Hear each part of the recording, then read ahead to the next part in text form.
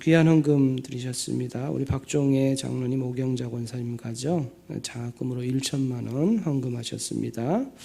우리 현재 중등부 교사 12명이 이 강원도 문막으로 이렇게 기도회를 가 있습니다. 위에서 기도해 주시고 중등부의 부흥을 위해서도 기도해 주시기 바랍니다. 오늘은 하나님의 눈먼 사랑이라는 제목으로 함께 말씀을 나누고자 합니다.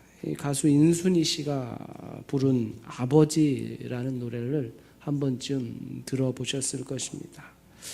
가사 내용을 보면 한 걸음도 다가설 수 없었던 내 마음을 알아주기를 얼마나 바라고 바라봤는지 눈물이 말해준다. 점점 멀어져 가버린 쓸쓸했던 뒷모습에 내 가슴이 다시 아파온다. 서로 사랑을 하고 서로 미워도 하고 누구보다 아껴주던 그대가 보고 싶다. 가까이에 있어도 다가서지 못했던 그래 내가 미워했었다. 점점 멀어져 가버린 쓸쓸했던 뒷모습에 내 가슴이 아파온다. 그리고 뒷부분에 보면 제발 내 얘기를 들어주세요. 시간이 필요해요 라는 가사가 나옵니다. 이 노래를 들어보신 분도 계실 것이고 듣지 못하신 분들도 가사만 보아도 아버지를 향한 애잔한 사랑을 느낄 수가 있습니다. 특히 노래 경연 프로그램에 많이 등장했었는데요. 아버지를 그리워하는 그 가수들이 이 노래의 사연을 담아서 부르며 눈물을 흘리는 장면을 보게 됩니다. 그 감정을 담아 부르는 그 노래를 듣는 청중들 또한 그 가사에 눈물을 흘리게 되죠. 사랑하는 성도 여러분, 여러분은 아버지라는 이름을 부를 때, 떠올릴 때 무엇을 떠올리십니까? 저도 아버지를 생각해 보면 이 큰 산과 같은 아버지가 때로 얼마나 힘든 세월을 살아왔을까 생각해 봅니다.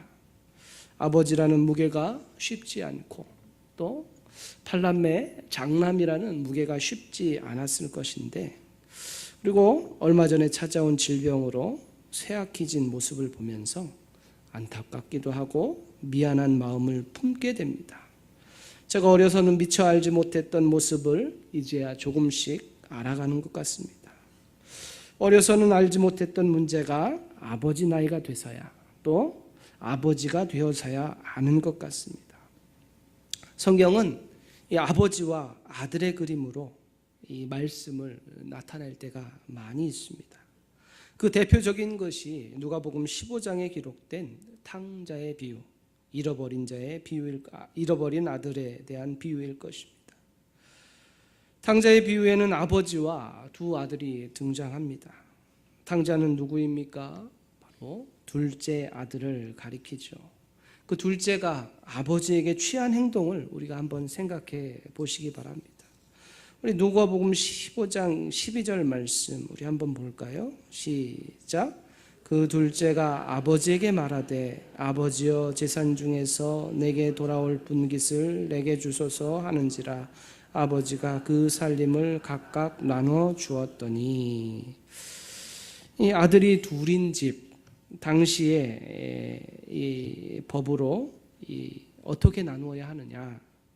큰 아들에게는 두 몫을 주어야 하는 것이죠. 갑절을 주어야 합니다. 그렇기 때문에 3분의 2, 작은 아들에게는 3분의 1이 유산으로 주어지게 됩니다. 이것은 율법이 정한 방법입니다. 그런데 둘째 아들이 이같이 행한 행동, 유산을 미리 달라고 하는 것은 사회적으로 파장을 몰고 올 만큼 파격적인 사건입니다. 오늘날은 상속세 문제로 미리 증여하는 일들이 일반적인 모습입니다.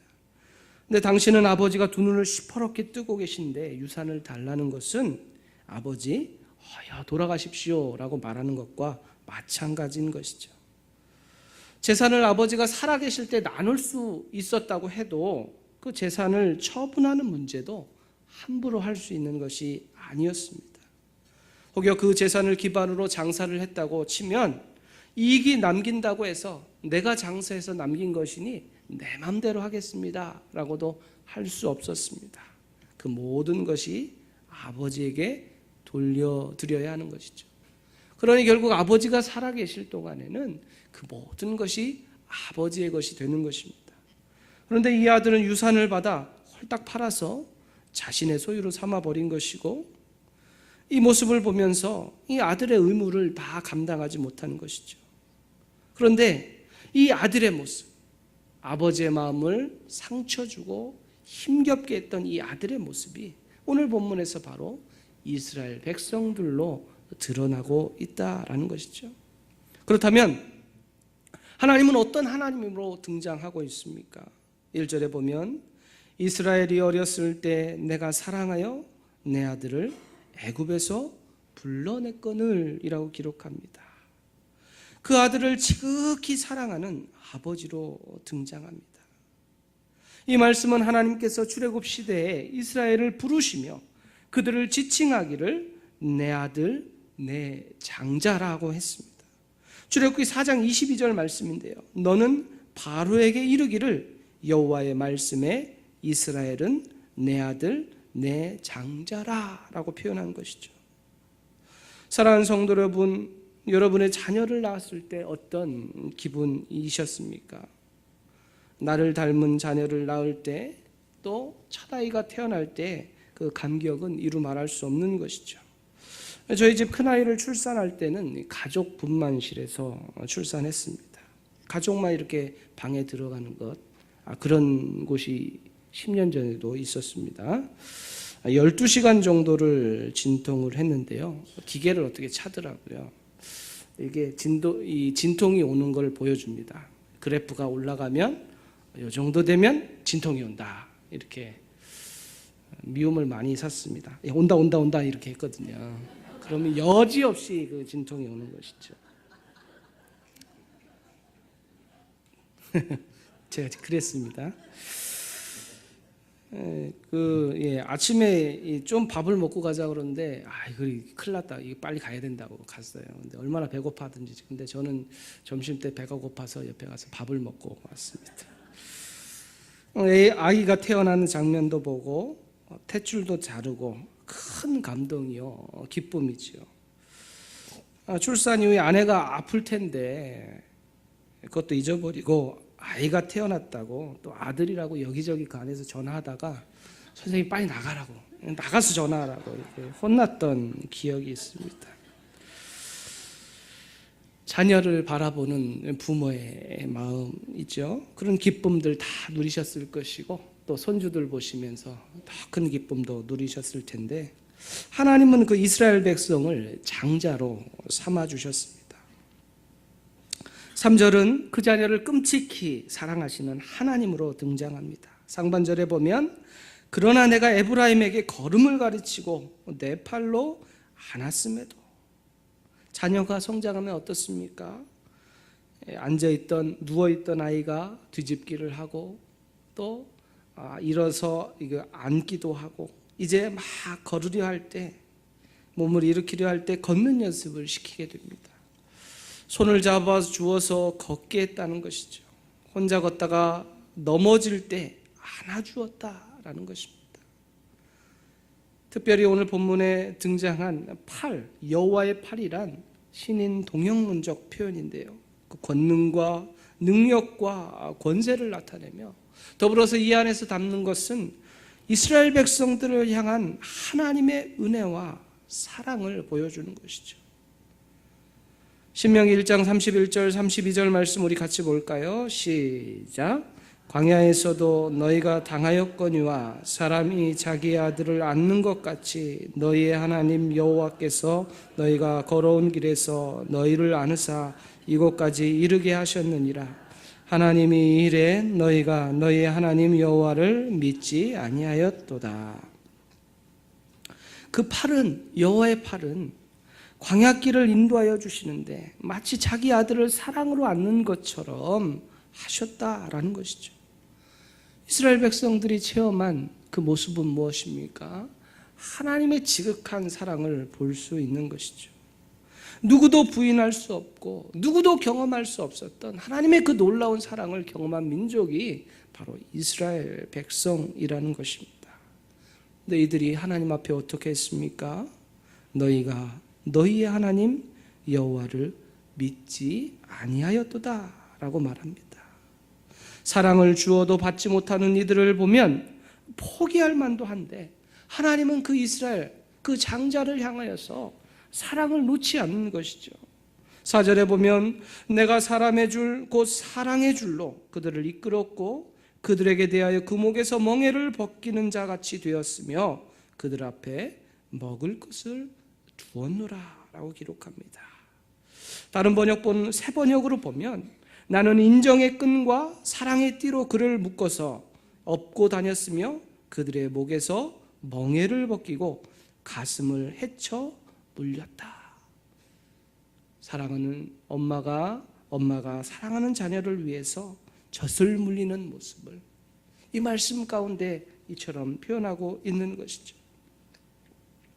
우리는 광야 40년간 만나와 메추라기로 먹이시고 인도하신 하나님의 모습, 그 말씀을 우리는 기억합니다. 그 하나님의 모습을 통해서 자기 백성을 보호하시고 양육하시는 하나님의 그 큰 사랑이 무엇인가를 알게 됩니다. 이처럼 놀라운 은혜와 사랑을 경험했음에도 불구하고 문제는 무엇입니까? 이와 같은 사랑을 거부한 것이 바로 이스라엘 백성들이었다라는 것이죠. 2절에 보면 선지자들이 그들을 부를수록 그들은 점점 멀리하고 바알들에게 제사하며 아루새긴 우상 앞에서 분향하였느니라 라고 말합니다. 이들의 취한 행동을 보면 하나님의 신실한 사랑에도 불구하고 눈 하나 깜짝하지 않고 자신의 요구를 채우는데 열심을 내는 것, 바로 이스라엘 백성들이었다라는 것입니다. 특별히 5절을 보면 그들을 애굽 땅으로 되돌아가지 못하겠거늘 내게 돌아오기를 싫어하니 아수르 사람이 그 임금이 될 것이라. 이스라엘 백성들의 모습, 하나님의 그 큰 사랑에도 불구하고 하나님의 원함을 따라가는 것이 아니라 자기들의 원함을 따라 애굽으로 아수르로 향하고 있는 모습들을 보면서 결국 탕자 중에 탕자라고밖에 할 수 없는 민족이었던 것입니다. 결국 어떻게 됩니까? 7절에 보면 내 백성이 끝내 내게서 물러가나니 비록 그들을 불러 위에 계신 이에게로 돌아오라 할지라도 일어나는 자가 하나도 없도다라고 말합니다. 회복될 수 없는 상태를 가리킵니다. 불러서 돌아오라 할지라도 돌아오지 않는다라고 말합니다. 이는 북이스라엘이 아수르의 칼날 앞에 멸망할 수 없었던 이유는 그들이 불러도 대답하지 않았던 그들의 강팍함 때문이었던 것이죠. 돌아오라는 것은 회개하라는 것입니다. 죄악 가운데서 돌이키라는 것이죠. 지금까지 그들이 행했던 하나님 앞에서의 죄악되면서 돌이키라고 요청함에도 불구하고 그들은 아무런 반응을 보이지 않았습니다. 결국 그들의 멸망으로 이어졌던 것이죠. 이쯤 된다면 하나님의 입장에서 손을 놓고 싶을 수 있을 것입니다. 그러나 하나님은 그렇게 하시지 않으셨던 것이죠. 8절과 9절 우리 같이 볼까요? 요 호세아 11장 8절과 9절입니다. 시작. 에브라임이여 내가 어찌 너를 놓겠느냐, 이스라엘이여 내가 어찌 너를 버리겠느냐, 내가 어찌 너를 아드마같이 놓겠느냐, 어찌 너를 스보임같이 두겠느냐. 내 마음이 내 속에서 돌이키어 나의 긍휼이 온전히 불붙듯 하도다. 내가 나의 맹렬한 진노를 나타내지 아니하며 내가 다시는 에브라임을 멸하지 아니하리니 이는 내가 하나님이요 사람이 아님이라. 내 가운데 있는 거룩한 이니 진노함으로 내게 임하지 아니하리라. 아멘. 우린 이 석에서 진정한 아버지의 마음을 보게 되죠. 자신을 배신한 사람, 사랑을 저버린 것, 용서하는 일이 쉽지 않습니다. 불가능에 가까운 것이죠. 그런데 그 대상이 자식이라면 이런 질문 앞에 우리는 하나님의 마음을 생각하게 됩니다. TV 프로그램을 보면 어린 자녀가 등장하는 프로그램도 있습니다. 그리고 50세가 다 된 또 연예인이 등장하는데 어머니가 등장하는 프로그램도 보셨을 것입니다. 나이가 어리거나 나이가 많거나 그들을 향한 그 부모에 대한 사랑은 한결같은 것을 보게 되죠. 저라면 이렇게 사랑을 거부하고 도망치는 이들을 바라보며 하나님의 마음으로 품는 것이 쉬울 것인가? 그렇지 않을 것 같습니다. 그러나 하나님은 우리를 향하여서, 이스라엘 백성들을 향하여서 그 사랑을 나타내시는 것이죠. 그 사랑의 크기와 넓이를 무엇으로 측량할 수 있겠습니까? 심판의 칼날이 미치었지만 끝끝내 그들을 회복시키시는 하나님의 놀라운 사랑이 여기에 기록되고 있는 것이죠. 오늘 11절에 보면 그들은 애굽에서부터 새같이 아수르에서부터 비둘기같이 떨며 오리니 내가 그들을 그들의 집에 머물게 하리라. 나 여호와의 말이니라. 이스라엘 백성들을 가리켜서 새와 비둘기로 표현합니다. 오늘 우리가 이해하기 쉽게 표현하면 이들을 철새로 묘사하면 좋을 것 같습니다. 일정한 시기가 되면 그들이 머물렀던 곳으로 돌아오는 것처럼 하나님은 그들을 그렇게 회복시키시겠다라고 말씀하시는 것이죠. 인간적인 감정으로 대할 때 그런 모습으로 떠나갔던 이들을 받아들이는 것은 쉬운 것은 아닙니다.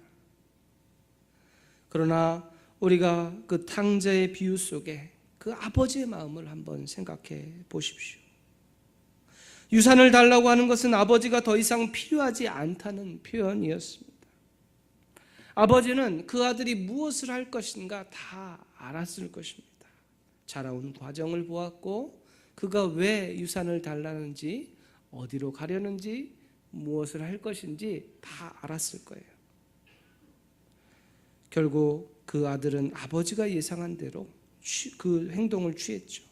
누가복음 15장 13절에 보면 그 후 며칠이 안 되어 둘째 아들이 재물을 다 모아가지고 먼 나라에 가 거기서 허랑방탕하여 그 재산을 낭비하더니 라고 기록합니다.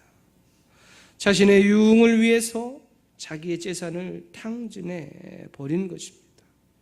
그렇다면 아버지는 그 아들을 훌훌 털어버려야 됐을 것인데 어떤 모습입니까? 아들을 떠나보낸 이후에 그의 모습, 그 아들을 만나는 과정 가운데 어떤 모습이었을까를 우리가 유추해 볼 수 있는데요. 15장 20절에 탕자가 모든 것을 소진하고 갈 곳이 없어서 아버지의 품으로 가는 장면에서 우리가 이것을 발견하게 됩니다. 이에 일어나서 아버지께로 돌아가니라. 아직도 거리가 먼데 아버지가 그를 보고 측은히 여겨 달려가 목을 안고 입을 맞추었다라고 합니다. 아직도 거리가 먼데 아버지가 그를 보고 있었다라는 장면을 통해서 그 아버지는 아들이 떠난 그 순간부터 그 아들이 돌아오기를 기다렸다라는 사실을 우리가 보게 되죠. 그 사랑의 마음, 그 아버지의 마음을 우리가 여기서 발견하게 됩니다. 주중에 점심 식사를 하고 모처럼 커피 한 잔을 마시러 제1은행 건너편 키다리 커피숍에 갔습니다. 점심시간인데도 문이 닫혀 있는 것입니다. 근데 키다리 커피숍에서 그 애견 샵도 같이 하거든요. 그쪽을 가봤더니 그 집사님이 계신 거였어요. 왜 문을 닫았냐라고 이렇게 물어봤더니 잃어버린 밤에 집을 나간 고양이를 찾고 있어서 정신이 없다라는 것입니다. 그 잃어버린 고양이가 언젠가 우리 교회 옆에 버려져 있던 고양이를 데려가서 키우신 거예요. 잘 키웠더라고요. 사진을 보여주시는데 지금 찾았는지 못 찾았는지 지금 못 여쭤봤는데요. 그 키운 사랑이 얼마나 큰지 꼭 찾아야겠다는 마음이 이렇게 전달되는 거였습니다. 오늘 우리를 향한 하나님의 사랑의 표현, 8절 하반절에 보니까 나의 긍휼이 온전히 불붙듯 하도다라고 말하고 있어요. 하나님 아버지의 놀라운 사랑이 무엇인가를 우리는 기억해야 합니다. 하나님의 백성, 하나님의 자녀를 향한 아버지의 마음을 우리가 한번 기억했으면 합니다. 때때로 놓치고 때때로 힘들고 어렵다고 하여서 그 마음을 놓고 지낼 때가 많이 있다라는 것이죠. 자신이 싫다고 도망치는 이스라엘 백성들을 찾고 찾으시는 하나님, 이른 양 한 마리를 찾아다니는 그 주님의 마음을 우리가 다시 한번 회복해야 한다라는 것이죠. 하나님은 자녀를 향한 사랑에 눈이 멀어 있죠. 자신을 부인하고 떠난 자녀를 그 자리에서 사랑으로 기다리시는 분이 바로 우리 하나님이시다라는 사실입니다. 그가 무슨 잘못했던, 무슨 어려움을 겪었던 회개하고 돌아오면 무한한 사랑으로 맞아주시며 잔치를 베풀어 주시는 분이 우리 하나님이다라는 사실입니다. 이와 같은 사랑을 받은 우리가 해야 할 사명이 무엇일까요?